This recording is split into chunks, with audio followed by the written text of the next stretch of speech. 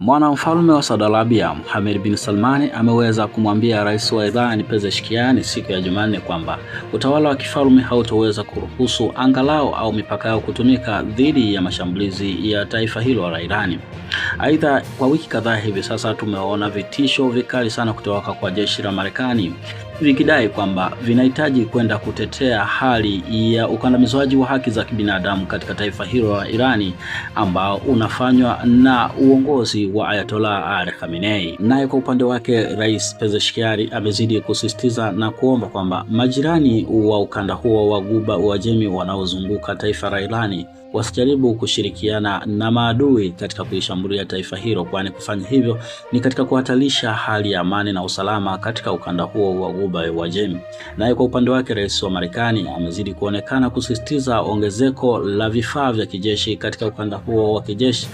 huo wa Ghuba ya Uajemi, katika hali ya kusisitiza juhudi na jitihada za Marekani kutaka kuivamia nchi ya Irani kama sehemu ya kutaka kutetea haki za kibinadamu ambazo taifa la Irani linasema kwamba ni uingiliwaji wa mamlaka za ndani za taifa hilo. Kauli ya Mohammed bin Salman pindi akizungumza na rais wa Iran Mohammed Pezeshkian kwa njia ya simu inafuatia baada ya viongozi kadhaa kutoka Mashariki ya Kati kutoa msisitizo wa anga zao au maeneo yao kutotumika kama sehemu ya kwenda kumshambulia au kuishambulia taifa la Irani kama sehemu ya jirani yao.